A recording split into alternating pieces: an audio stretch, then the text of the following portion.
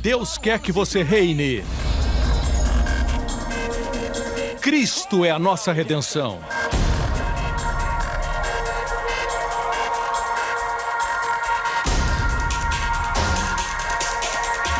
Deus é justo e faz o pecador justo.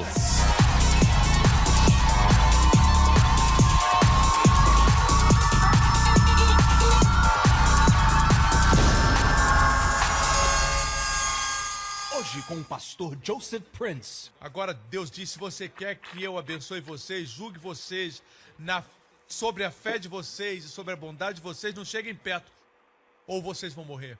Daquele momento em diante. No capítulo seguinte, Deus deu para eles os 10 mandamentos. E depois disso, quando eles murmuraram, o mesmo pecado de antes. No Mar Vermelho, depois do Mar Vermelho, nas águas de Mara, eles ainda murmuravam o mesmo pecado, mas dessa vez eles murmuraram e eles morreram.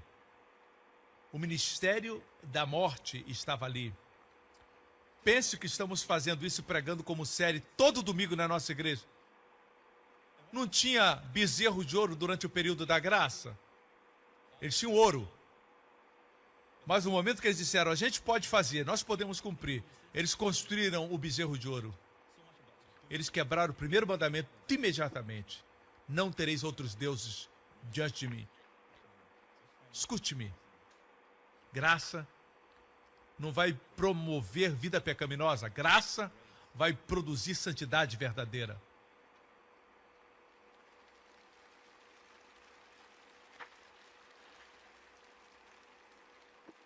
Pastores, líderes, meu coração vai até vocês, pastores e líderes.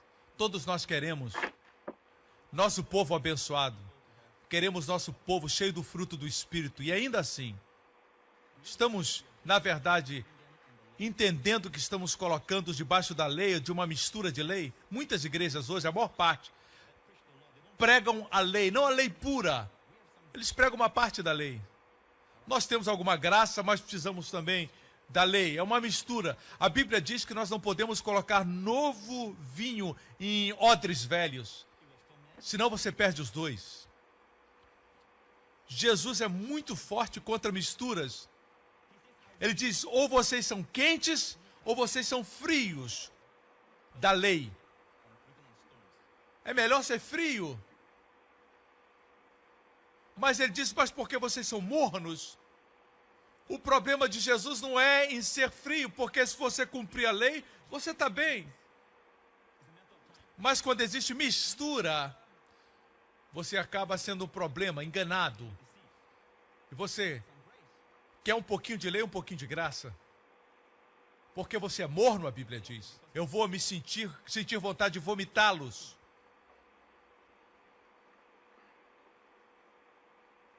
Vocês estão comigo? Olha isso. Em Lucas 18 e Lucas 19, nós temos o jovem rico, nós temos no capítulo 19, Zaqueu.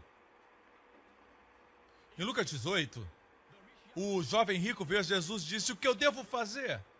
ênfase em fazer para ter vida eterna. O que Jesus deveria ter dito? O que ele deveria ter dito? Creia em mim. Verdade? Mas ao invés disso, Jesus diz, você conhece os mandamentos? Não cometa adultério, não minta, não roube. E o homem, ele ficou orgulhoso e disse, eu cumpro tudo isso. Desde a minha meninice, Jesus disse para ele, uma coisa falta para você. Quando ambos estamos na lei, uma coisa falta. Vende tudo que você tem, dá para o pobre e vem e me segue. E ele não pôde deixar de lado nem um real sequer. Ele foi embora. Triste. Pense nisso. Jesus deu para ele a lei e ele não deu nem sequer um real. Próximo capítulo, e é por isso que esses dois capítulos foram colocados nessa ordem pelo Espírito Santo, estão em ordem divina. O Espírito Santo está ensinando alguma coisa para nós. No próximo capítulo tem Zaqueu. E Jesus vai a Jericó, vê Zaqueu numa árvore, Ele era um baixinho, e todos nós somos baixinhos da glória de Deus, amém? E ele estava na árvore, Jesus diz, Zaqueu, desce, hoje eu vou comer na sua casa. Nenhuma lei foi dada. E Zaqueu era um coletor de impostos, e Jesus foi com ele para a casa dele. Escândalo da graça, alguém começa a dizer. Ele foi para aquele lugar, ele foi para aquele show.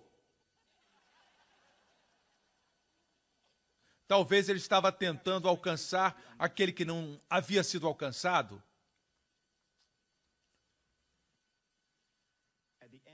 E no final daquele jantar na casa de Zaqueu, nenhuma lei foi dada. A metade dos meus bens eu vou dar para o pobre. E se eu enganei alguém, eu vou pagar 4 vezes. E Jesus disse, salvação chegou nessa casa. Ele também é filho de Abraão. Pense nisso. Em 18, capítulo 18, a lei foi dada e ele não deu R$1. Quando Jesus trouxe a Zaqueu, abriu seu coração, ele abriu sua carteira, deu tudo. A graça traz generosidade. Pastores e líderes, eu entendo o medo de vocês. Se eu começar a falar de graça, eles vão parar de dizimar. Crer da forma certa vai fazer com que eles deem da forma certa. Não vão dar para poderem ficar livres do julgamento. Eles vão dar porque ficaram livres do julgamento e são gratos a Deus. Amém?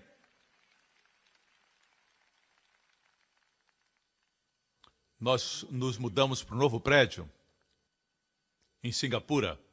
Você sabe quanto custou construir esse prédio? Em Singapura, o terreno é muito caro, propriedades são muito caras.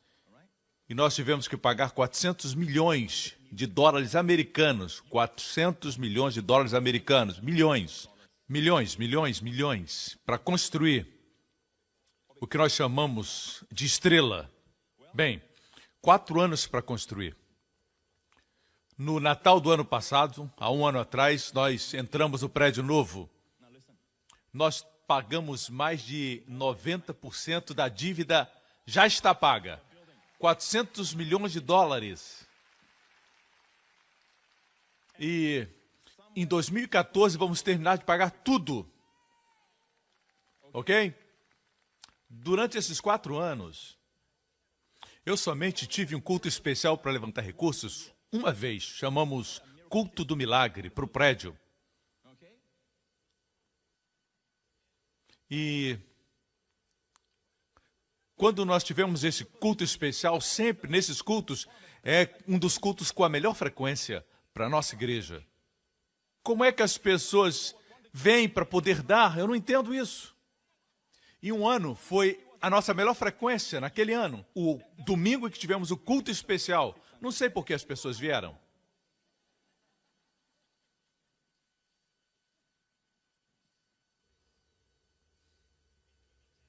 Em 2010, nós tivemos um culto especial e eu fiz tudo errado. Em termos de levantar recursos, você precisa preparar as pessoas bem à frente. Eu estava pregando sobre a unção e eu falei, Deus falou comigo que na próxima semana vamos ter um culto de campanha para recursos. Isso foi mal. E foi a nossa melhor frequência. Naquele ano nós levantamos em dólares americanos 16,5 milhões. Cerca de 16,5 milhões. Não foram promessas. Foi dinheiro e cheque. Em 24 horas, eu preguei sobre a graça para o meu povo por muitos anos. E em 24 horas, ela se manifestou. Não foi em 24 horas somente, pastores e líderes. Eu gostaria que vocês vissem o meu prédio. Nós temos aqui um pouco do prédio. Esse é o nosso prédio, a estrela. À noite, o nosso prédio. O nosso auditório.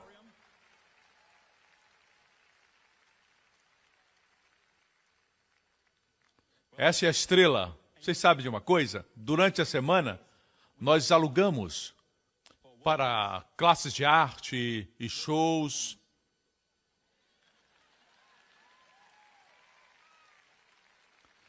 Existem nomes famosos que vão a esse lugar. É um prédio espetacular. 400 milhões que custou. Se você me perguntar como você levantou esse dinheiro, eu não sei. Foi o favor imerecido. Favor imerecido. Não, eu não sou contra falar de finanças. Eu não sou contra, mas esses milagres, eu não preguei sobre finanças, preguei sobre Jesus. E é isso que nós fazemos. Nós não intimidamos as pessoas, não fazemos ameaças, não fazemos nada disso. Falamos para elas. Falamos para elas que o que o Senhor colocar no seu coração, você dá. Você vê? Não se sinta pressionado. Simplesmente dê, porque nós queremos que eles sejam bem-sucedidos. E ainda que eu distribuísse toda a minha fortuna para os pobres, e se não tivesse amor de Deus, a Bíblia diz que eu não lucraria nada. Vejam, amigos, nós ensinamos sobre o dízimo, mas o dízimo não é o dízimo levítico. Os sacerdotes levíticos, eles falavam, você vai ser abençoado se obedecer e vai ser amaldiçoado se não. Nós não estamos debaixo do sistema levítico, estamos no sacerdócio de Melquisedeque.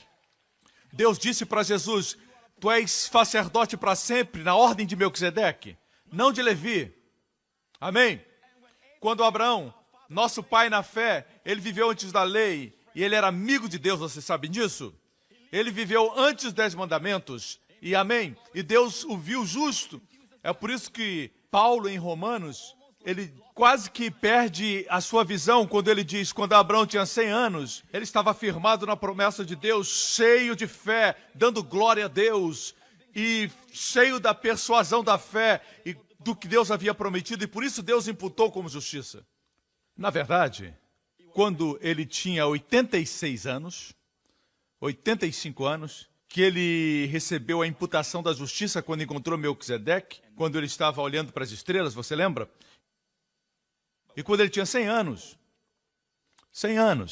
Paulo tem a sua linha do tempo confundida. Abraão não se gloriava quando tinha 100 anos. Pense no corpo dele, 100 anos. Não a esterilidade de Sara, cheio de persuasão, mas nós lemos o registro em Gênesis. E diz que quando o anjo veio, Sara sorriu.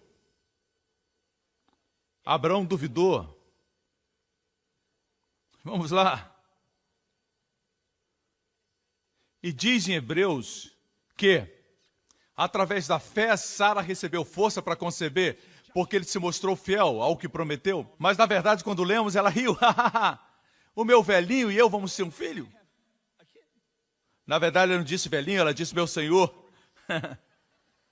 Existe uma diferença, mas a verdade é essa. Nem tudo sobre ela está registrado. Essa é a justiça da fé. E diz, Davi descreve assim em Romanos capítulo 4, bem rapidamente, Romanos 4.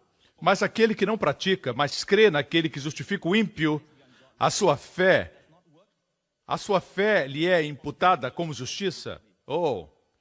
Quem é justificado? O ímpio. Se você crê nisso, sua fé se torna justiça. Você está me entendendo? Não diz que Deus justifica o bom. Se Deus justifica o ímpio, em que base Deus faz isso? Se Deus é santo, justo, como pode Deus justificar o ímpio? Porque alguém que é justo se tornou injusto, para que o injusto pudesse se tornar justo. Deus sempre tem um fundamento da justiça, você está me entendendo? É a justiça da fé. Assim como Davi descreve a bênção do homem que Deus imputa justiça sobre ele, sem as obras. Bem-aventurados aqueles cujos pecados são perdoados. Davi nos viu. Ele viu as pessoas em Dallas, que são nascidas de novo, justas. E Davi diz, eu invejo essas pessoas, benditos aqueles cujos pecados são perdoados. Davi, apesar de ter pecados perdoados, ele vivia sob a lei. Ainda existia punições. Nós não estamos onde Davi estava. Nós não estamos debaixo da lei. Nós estamos sob a graça. Jesus levou toda a nossa punição, todo o nosso pecado, tudo, todo o nosso juízo. Ele cumpriu tudo em Cristo, está consumado. Portanto, não deixe as pessoas usarem a história de Davi para colocar você sob condenação e produzir em você medo, expectativa de juízo no seu futuro. Isso é o oposto da esperança. Davi invejava você, não estava falando dele. Ele não estava falando dele, ele disse, bendito aqueles. Eles viram todos vocês e disse, bem-aventurados quando os pecados são perdoados.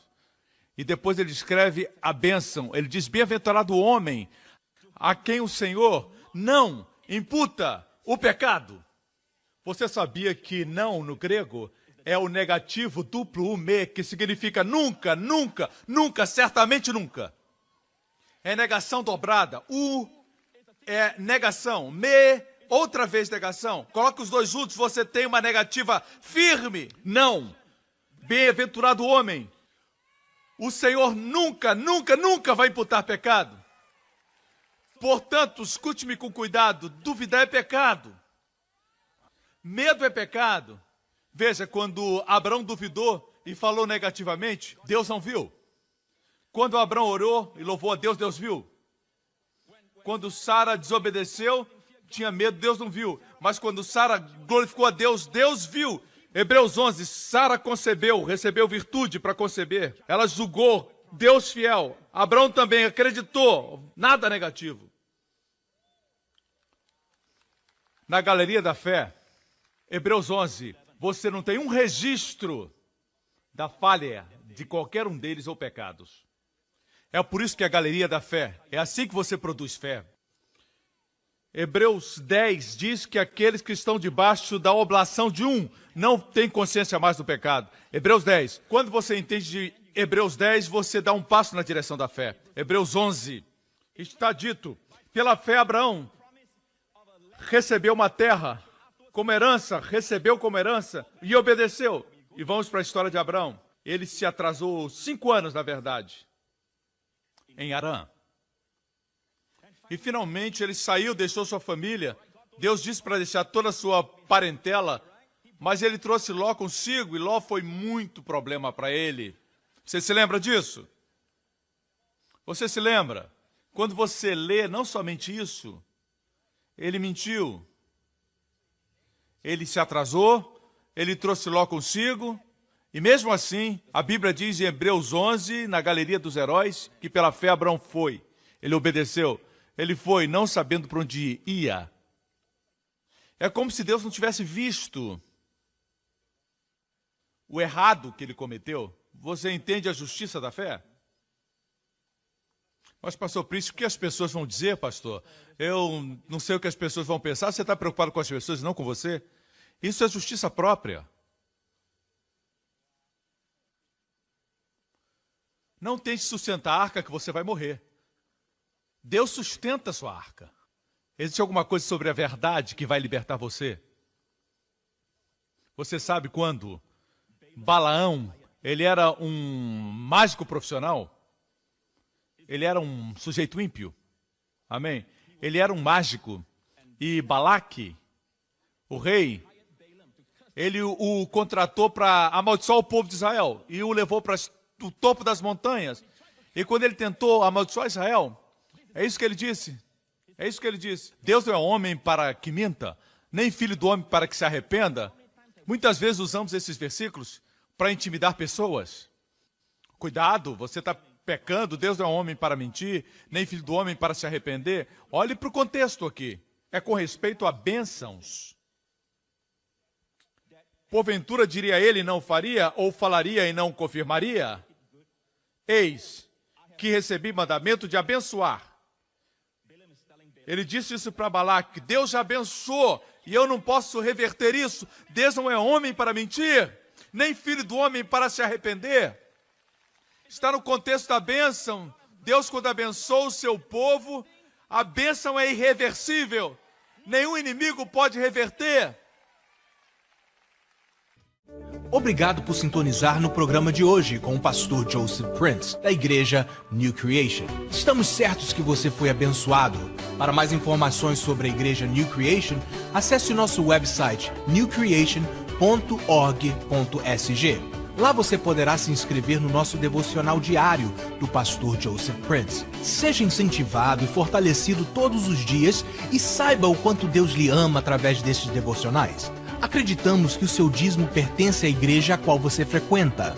E oramos para que você seja grandemente abençoado, altamente favorecido e profundamente amado.